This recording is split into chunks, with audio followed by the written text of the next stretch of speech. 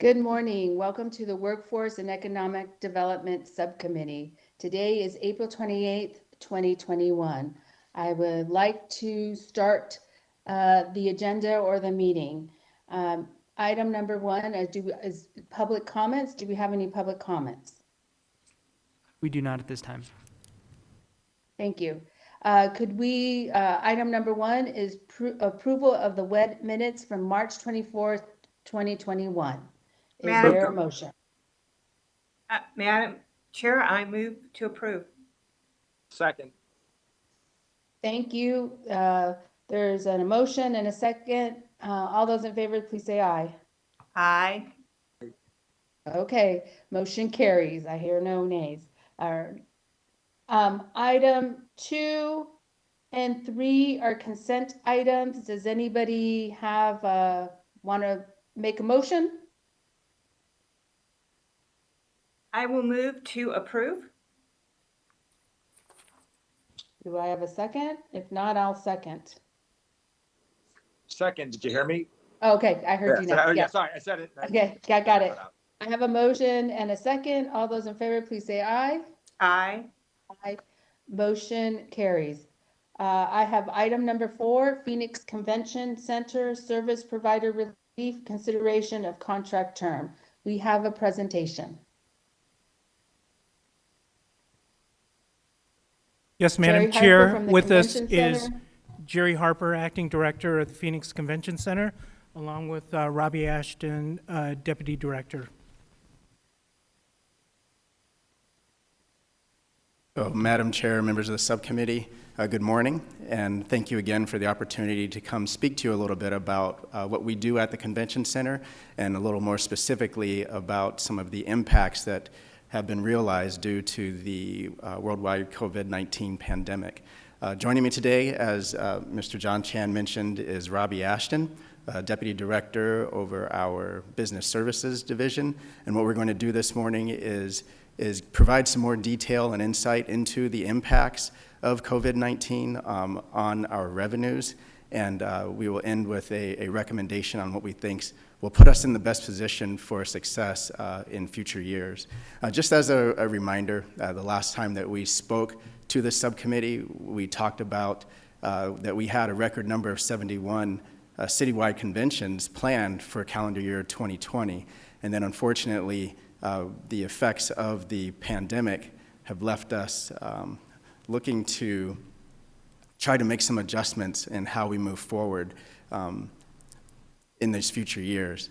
And to go into a little more specifics about those cancellations that I referenced in the last time we were here, 79 of those conventions, citywide conventions, were canceled, representing just under 300,000 convention attendees, and also affecting our hotel partners in the effect of 342,000 room nights lost. Overall, that's an impact of $448 million in direct visitor spending that was not realized due to the pandemic.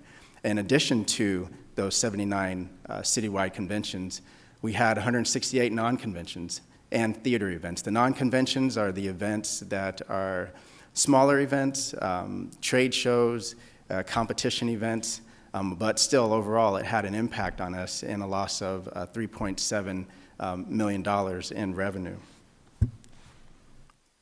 And I speak a little bit about the overall importance to the state and to the city of tourism dollars. In speaking with the Arizona Office of Tourism, in 2019, so the year before the pandemic, we looked at receiving about $25.6 billion of impact from tourism money. And part of that tourism spending includes convention dollars that come into the state. New money, as I mentioned before, from outside of the state. And the estimates when looking at 2020, after the impact of the pandemic, we were looking at a loss of over $11 billion. So from the start of the pandemic in March of 2020 through this coming June, we are estimating a loss of $35.6 million in top-line revenues to the convention center. That is made up of $13 million in facility rental as well as parking revenue. And in addition to that, we were looking at a loss of $22.6 million in commissions from catering, IT, audiovisual, utilities, and event security. And just to give you an idea of the service providers that we're talking about here, catering is Aventura Catering. IT would be Smart City Networks, and they provide Wi-Fi and any other sort of telecom needs that clients have. Audiovisual is AV Concepts. They are our exclusive provider for rigging in the convention center. Utilities would be Commonwealth Electric, and then event security through Contemporary Services Corporation. They really are an extension of our team when it comes to the services that we provide to our clients. And what I mean by that is our clients, when they come into our building, they expect and receive the same level of customer service, whether they're working with our direct staff or with our service providers. And we really pride ourselves in the industry as having that shared experience, no matter who clients speak to or interact with when they're in our facility. And that's been a big selling point for us because, as I said before, they act as an extension of the PCC. And in addition to the work that they do directly with the clients, some of the contracts of our service providers do require them to invest into the facility by the tune of $16.2 million in capital improvements. And to give you an idea of what that means, I mentioned Aventura Catering. Just before the pandemic hit, we went through a rebrand of our concession area, our food court that we used to call Metro Marché, which I always said was just a fancy word for food court. Now, what I think is an even more fancy word and more to the point is Phoenix Kitchen's Downtown Food Hall. It was something that we were very excited about prior to the pandemic, and we spent a lot of time and effort marketing this new experience to our future clients. And unfortunately, it's not an experience that's been realized due to the pandemic, but that's one example of Aventura's investment into our facility. In addition to that, they also partnered with Huss Brewing, and we're just about to start construction on a brew pub on the north side of our west building, directly across from the Herberger Theater. This brew pub will serve as not only a new amenity to clients that are in our building, and those that are staying in the surrounding hotels, but it will serve as a new destination experience for people in the valley that really just adds to the vibrancy of downtown, which is something that we pride ourselves in selling to future clients that are coming into downtown. It's what I like to call the downtown experience. That was slated to open in the last fall, but again, due to the impacts of the pandemic, we had to delay that construction and opening. We're targeting to be able to open it this coming fall. Another investment that I can speak to is Smart City Networks are looking to invest into our DAS system, which is the distributed antenna system. This will allow to upgrade the type of signal that wireless devices will be able to receive, specifically 5G. We have clients that are coming from, like I mentioned before, all over the country, and we want them to be able to have either the same type of mobile experience or even an enhanced one when they come into our facility. The last thing that we want is for people to feel that they aren't able to fully utilize any of their mobile devices to its fullest potential, and that's what the DAS investment will be able to realize. Now I'd like to pass it over to Robbie Ashton to talk specifically about the recommendation that we have. Robbie. Thank you, Jerry. And thank you, Madam Chair and members of the subcommittee, for allowing us to come in and speak with you about this really important request. So as Jerry said, these companies are incredible partners with our organization. They provide services to our clients that are needed, requested, and paid for. And in addition, by the clients, I should say, and in addition, they do have some capital investment requirements that must be met.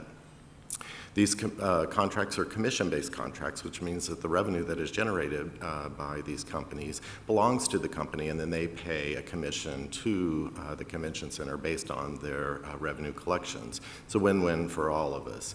And as you can imagine, for well over a year now, they've had no ability to collect any revenue. So we are requesting, with your permission, to extend the contracts for an additional 2 years. This will allow those service partners to generate additional revenue, pay commissions, recoup their capital investment cost, and continue to provide exceptional services to our clients. And with that, we'd be happy to answer any questions.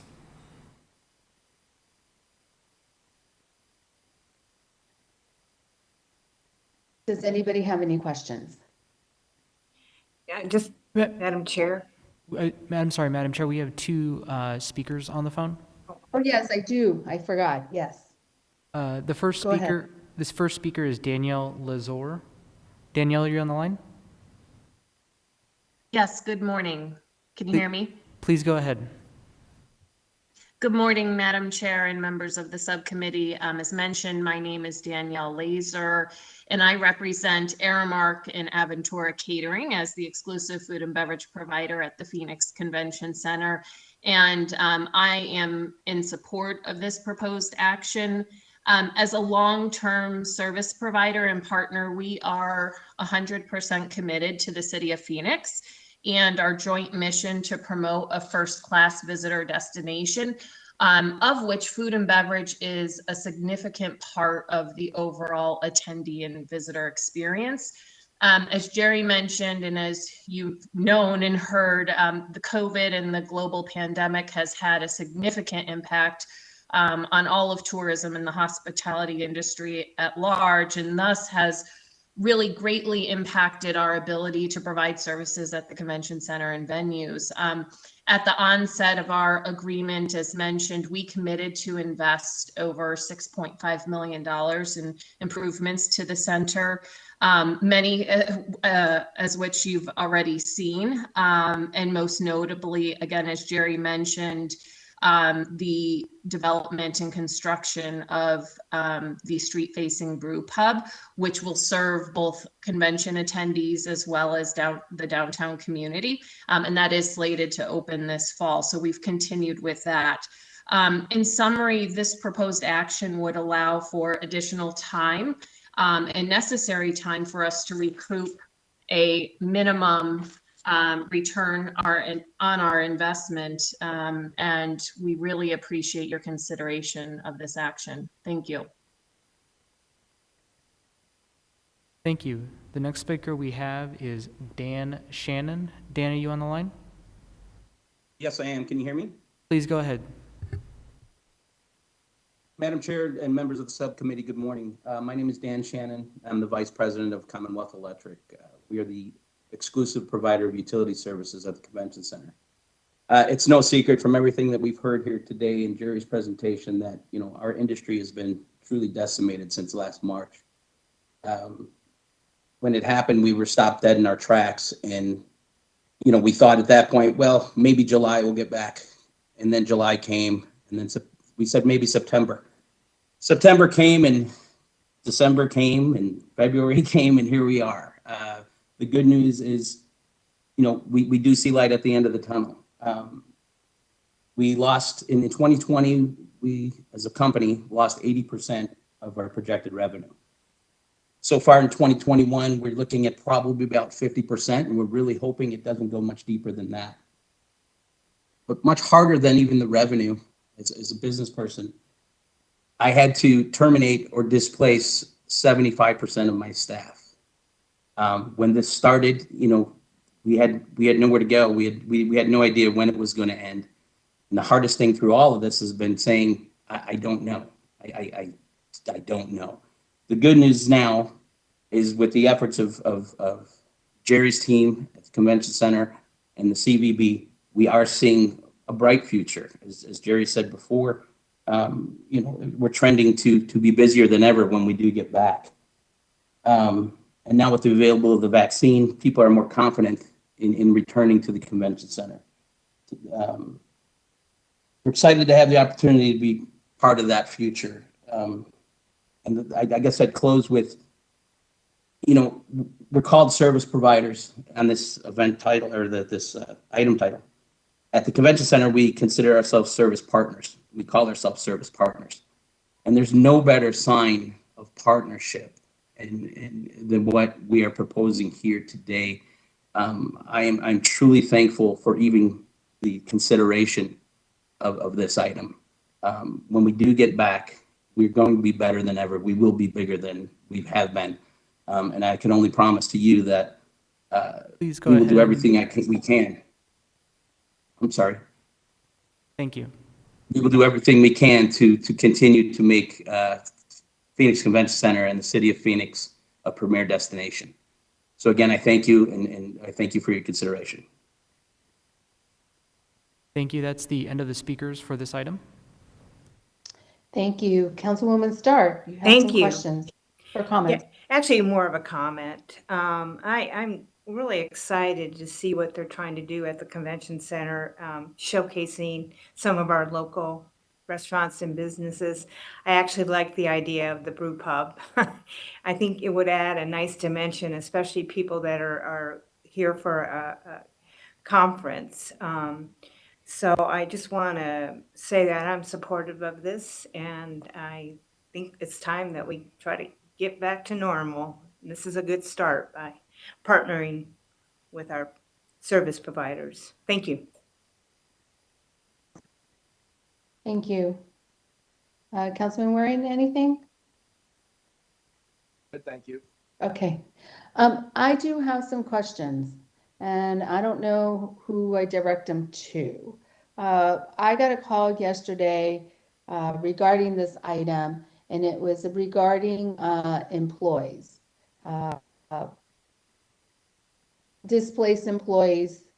And the question that was presented to me was, what's going to happen to the displaced employees and how are they going to be called back? Madam Chair, this is John. I believe if Danielle with Aventura is still on the line, they are the largest of the service partners in terms of number of employees. So I would probably look to Danielle to perhaps address that, given the number of employees that they have. And I guess I can reframe the question. What is really the plan?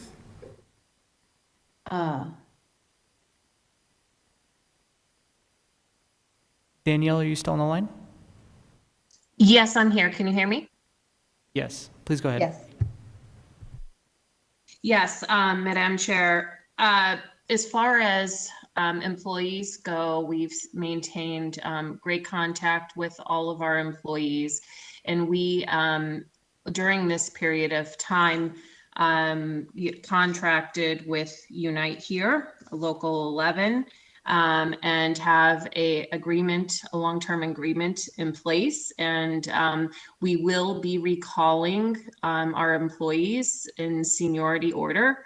And again, we've had great communication. We've sent letters letting everyone know when we anticipate business coming back, which is in June, and are looking forward to having them back. Thank you. So I think we're ready to take a vote. Do I have a motion? Madam Chair, I move to approve. And is there a second? I'll second it. Thank you, Waring. All those in favor, please say aye. Aye. I hear the motion carries. Thank you. There's no nays, so we will move on to the next item, item 5. Thank you, everybody. Development agreement with Levine Baseline LLC for installation of public infrastructure improvements. Who will be presenting will be Christine Mackey at from the Community Economic Development Director, and Carla Scott. Good morning, Madam Chair. We are here today to talk with you about an exciting project in Levine as part of the South Mountain Technology Corridor. As you know, as we attend budget meetings in Levine, and as Levine has grown, it has been an area that prior to the Great Recession saw a lot of residential development. And then during the Great Recession, Levine was hit among the hardest of all of our communities in not attracting its amenities, in changeover of housing and other areas. As we've moved out of the Great Recession and into the current times, Levine is becoming a very popular destination location for our businesses, for our residents, and for amenities coming into the area. But what we found is we still have tremendous retail leakage from Levine to other cities in West Phoenix. As we have been working with Kitchell Development, which is Levine Baseline LLC, to draw our own retail development back and really bring the retailers and support amenities that our citizens have requested during budget meetings, during community meetings, and HOA presentations. Madam Chair, as you mentioned, with me today is Carla Scott. She is our project manager over retail development, and she will present to you staff's recommendation for continuing that development. Carla?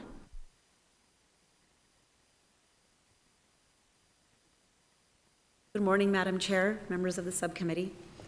As Chris mentioned, Kitchell Development, doing business as Levine Baseline LLC, owns a 65-acre site on the southeast corner of the Loop 202 Ed Pastor Freeway and Baseline Road. This is also the location of Levine Park Place. Levine Park Place is a two-phase lifestyle center, which in its first phase included 2 major anchors, 1 major grocer, and accompanying restaurants and shops. I can tell you the community was so excited to see that Sprouts open in their neighborhood. Chris and I were in attendance for their grand opening, and the line was wrapped around the building. They were just as excited to see TJ Maxx and Michael's open just a couple of months ago. The developer is now ready to begin the second phase of the construction for Levine Park Place, which is the subject of this development agreement. They propose to construct no less than a 50,000 square foot lifestyle center with new destination retail. You'll also be happy to know that Harkins has secured a parcel on the site, and this will be the newest location of their newest theater and entertainment complex. As Chris mentioned, this area of Phoenix is in high demand and high growth. Levine Park Place will provide an important economic opportunity as it's expected to create several hundred new jobs over the next few years. It will also serve to alleviate the retail leakage that we lose in this area of Phoenix. To support the growth, the jobs, and additional traffic created by the shopping center, public infrastructure improvements will be required in the form of a half-street construction of 59th Avenue from Baseline Road to north of the South Mountain Avenue alignment. Should the development agreement be approved, the following terms will be proposed. Levine Baseline will construct the retail project, including the entertainment complex, as well as the half-street construction of 59th Avenue from Baseline Road to north of South Mountain Avenue. They will comply with Title 34 as required by Arizona revised statutes, and they must complete the project and public infrastructure improvements within 10 years of entering into the development agreement. Maximum reimbursement amount under the development agreement is $2.5 million with an annual maximum reimbursement of $250,000. Reimbursement will not commence until after the project and the public infrastructure improvements are completed. With that, I will take it back to Chris for a recommendation. Thank you. And Madam Chair, members of the subcommittee, it is important to note that 59th Avenue is on the city streets classification map, so this is a planned public street with our streets department. And with that, staff would recommend approval of this item to the City Council, and we're happy to take any questions you might have. Councilwoman Stark. Thank you. Chris, just to clarify, they're doing above and beyond the infrastructure we'd ordinarily ask a developer to do, correct? Madam Chair, members of this, Councilwoman Stark, that's correct. By bringing in 59th Avenue at this time, it's opening up a complete side of the development that's going to allow us to attract additional retailers that we'd like to bring in now, as opposed to waiting for infrastructure in the future. So your statement is correct. Okay, thank you. Thank you, Madam Chair. Chris, can we go to the development agreement? Councilman Waring, did you have something? I was gonna ask something, but if you want to go first, I mean, No, go ahead. okay, thank you. Chris, is it fair to say this is paying them to speed up something that we were going to wind up doing anyway eventually? Madam Chair, Councilman Waring, that is correct. This is on the city streets classification map, so it ultimately, in the future, would have been built by the city. They are speeding up a road that we would have ultimately built. That is correct. It's not like we're subsidizing them to do something exactly. It's more the citizens are going to get the benefit of something they were going to have to wait for down the road that taxpayers are going to have to pay for anyway. Madam That's a Chair, fair characterization, right? Councilman Waring, that is correct. And they even, as our requirements, they need to participate in Title 34 so that it is a publicly bid Right. road, just as though we would do it. Okay. Thank you. I'm done, Madam Chair. Thank you. So basically, we're accelerating one of the items that are part of the transportation, streets and transportation. We're accelerating it with the developer. And it is a public benefit that's going to benefit everybody. We're just accelerating the project. Madam Chair, that's correct. Okay. I wanted to go back to the agreement. And in there it says 10 years. And the only reason why I now have a very sharp eye on some of these pieces is because of a constituent who has brought it to my attention and others' attention regarding when we do items like this, that there would be a timeline of when these projects should finish and how quickly. So we're saying within 10 years, this should be constructed, or can we accelerate it even faster? Madam Chair, that's a great question. The developer's intention is to accelerate it faster. The repayment period, because out of the Strategic Economic Development Fund, we would only be paying them $250,000 a year. We need to have the repayment term for the 10-year period of time to meet the maximum repayment of $2.5 million. The developer's intention is to construct this in very short order. Okay, so then it's within 10 years, we will repay them. Madam Chair, that's correct. Okay, I just wanted to be clear. Okay, thank you. Do I have a motion? Madam Chair, I move to approve. Waring second or me second? I said second. You didn't hear me? Okay, I couldn't hear you. Okay. Sorry. Yeah, I don't know what's going on with my phone. Thanks. Sorry. Yeah, I get it. I understand. We have a motion and a second. All those in favor, please say aye. Aye. Aye. Motion carries. Thank you. We will go to our next item, One-Stop Operator Services RFP Contract Award. The presenters will be Christine Mackey, Community and Economic Development Director, Lisetta Hogan, Workforce Program Manager, and Gretchen Wolf, Procurement Manager. Madam Chair, members of the subcommittee, thank you for having us here today. I can't believe it's already been 3 years since we first awarded our one-stop operator services to Goodwill back in 2018. Time has just flown. As you'll recall, in 2020, staff came forward to the City Council requesting authorization to issue a request for proposal to procure the next 3 years of one-stop operator services. The reason our very first one-stop operator services were procured in 2018 is the United States Congress made rule changes to our WIOA Workforce Innovation Opportunity Act grant funding earlier that required the city or whoever is providing workforce services cannot be the operator of those services as well. So they required those to be split. The city, of course, is the provider of the one-stop operator services to our community, and so the operator of the centers could not be the city as well.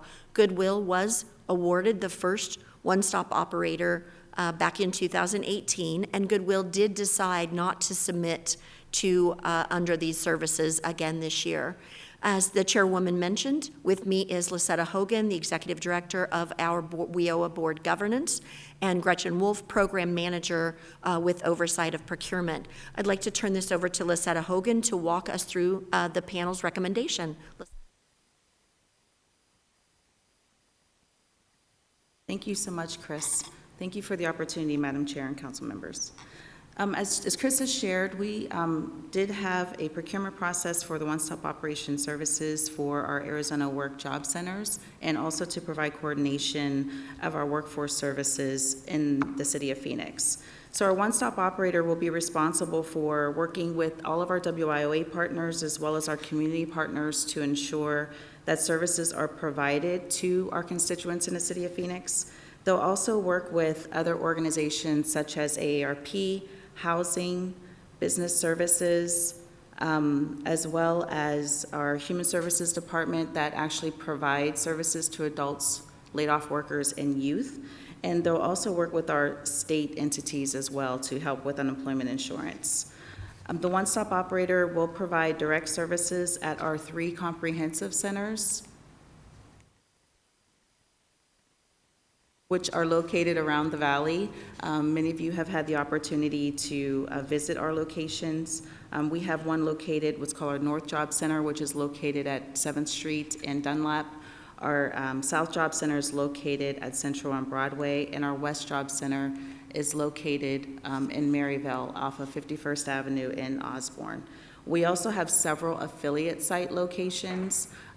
You may be familiar with our 2 locations in our public housing residence, Marcos Deniza and Aratera, where they provide workforce services directly to that community and to those constituents.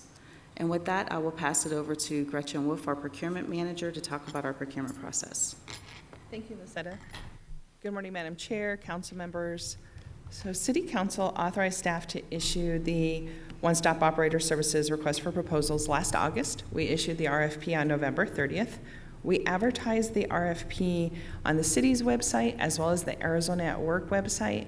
We advertised in the Arizona Business Gazette and Prensa Arizona. By the January 12th deadline, we received 5 proposals, 4 of which were responsive. An evaluation panel reviewed the responsive proposals, conducted interviews, and scored those proposals using the evaluation criteria approved by the subcommittee and the city council, and that was the proposer's qualifications and experience, the assigned staff's qualifications and experience, the approach to the scope of work, and the proposed budget. The panel is recommending Arbor ENT LLC, doing business as Equus Workforce Solutions, and I'll pass it back to Lisetta to tell you more about this company. Thank you so much, Gretchen. Equus Workforce Solutions is currently the one-stop operator for Yuma County here in Arizona, and also is a service provider for Pinal County. They work with many local boards across the United States and will be very instrumental in assisting us to connect our talent to employers that are seeking employment. They will provide, as I shared, services within our job centers and work with our workforce partners and community partners to ensure that services are provided seamlessly to our customers. And with that, I'll turn it back over to Chris for a recommendation.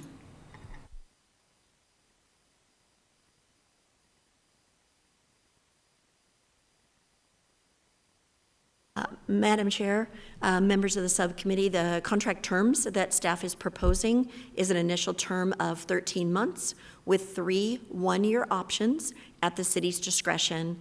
$3.1 million total if all of the options are exercised. There is no impact to the general fund. This would be funded completely with our Federal Workforce Innovation Opportunity Act grant funds. So with that, Madam Chair, staff does recommend the panel's approval and recommend this committee move forward to the full City Council. We're happy to take any questions you might have. Any questions? I do. Using the WIOA dollars, that's what we can do. We can be able to have this type of service by using our WIOA dollars. Madam Chair, that is absolutely correct. That is one of the items that they are intended for in our contract. Okay, I just wanted to make sure. Councilwoman Stark, do you have any questions?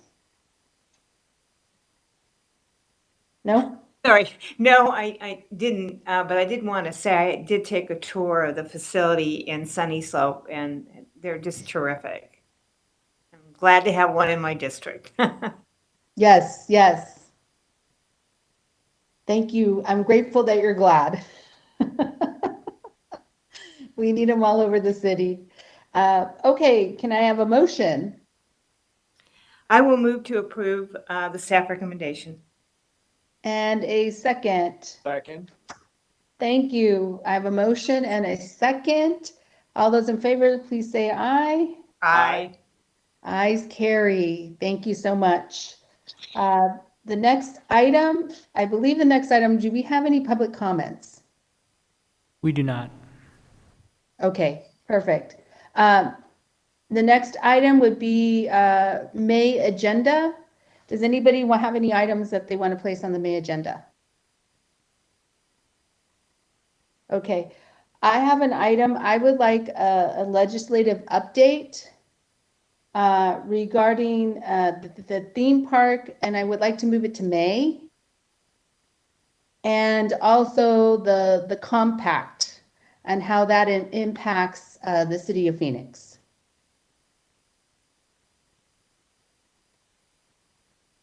Madam Chair, we can work to place those items on the agenda. Just as a reminder, we currently have, at your request, the government property lease excise tax program discussion on that May agenda as well. Yes. Yes, I'm very much well aware about that conversation. And disposition of the redevelopment of the site 814 North Fifth Avenue, and then vacant, Councilwoman Stark had asked for this vacant commercial properties discussion, so. And if we need to defer that by another month because we have a full agenda, I'm happy to do that. But it is something that I do want to talk about. Yeah. Okay. Well, Waring, you have any items? I don't hear you. No, I'm good. But I appreciate you asking. Thank you. Okay. Meeting adjourned. Thanks. Bye.